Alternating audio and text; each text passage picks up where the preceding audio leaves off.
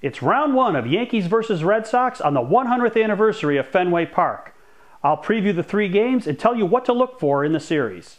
Hey everybody, it's Paulie. Welcome back to This Week in Red, where we're talking all things Red Sox and Major League Baseball. So as the Yankees and Red Sox prepare to enter their first series of the year, the first of 18 meetings between the teams in 2012, the one word that seems to describe both teams coming into these games is lackluster.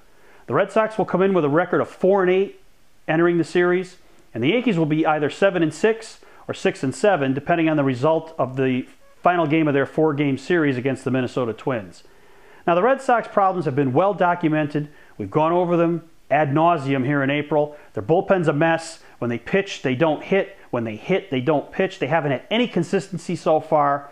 They've had a lot of problems in the clubhouse and dugout because their manager just can't help himself and loves to make comments to the media. That's been Bobby Valentine's MO throughout his career, and nothing's changed now that he's in Boston. But you know, the Yankees have struggled a little bit too.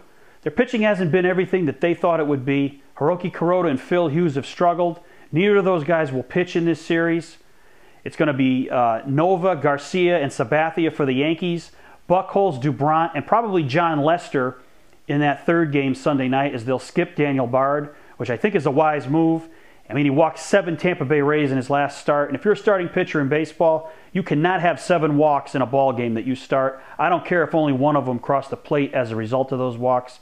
You walk 7 guys against the Yankees, you are asking for trouble. So skipping him in the third game is a good job on the Red Sox part. I know Lester had a rough start his last time out with 80 pitches in 2 innings, but I expect him to be better. He pitches pretty well against the Yankees for the most part.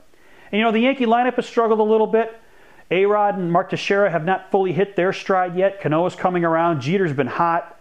Russell Martin really hasn't done much. But, you know, the Yankees have proven guys in that lineup. They'll turn things around. And if they start this weekend, it's going to be a long weekend for the Sox. As far as the 3 games themselves, I don't think much blood will be drawn either way unless the Yankees sweep the Red Sox. That could really be a damaging move to the Red Sox. If they lose all 3 games, it's going to put them on a 7-game losing streak. And it's just going to cause all kinds of uncertainty as the brutal part and brutal beginning of their season continues. If the Sox sweep the Yankees, that'll be nothing but positive vibes for them. But I don't think it'll be too damaging to the Yankees. They've been through this before. They've started slow in April, so I don't think that they'll make too much of it. The teams won't meet again until July. So no matter what happens in this series, you're not going to find out a lot about these two teams in terms of how they relate to each other in just 3 games. We'll see more of this later in the season. This is just kind of an appetizer for the later part of the season when things really kick into gear and the rest of the games are played between July and September. So how about you guys? These 3 games at Fenway this weekend, what do you think is going to happen as the Sox and Yanks crank up the rivalry for 2012? Thanks for watching. Don't forget to subscribe and tell all your friends about This Week in Red.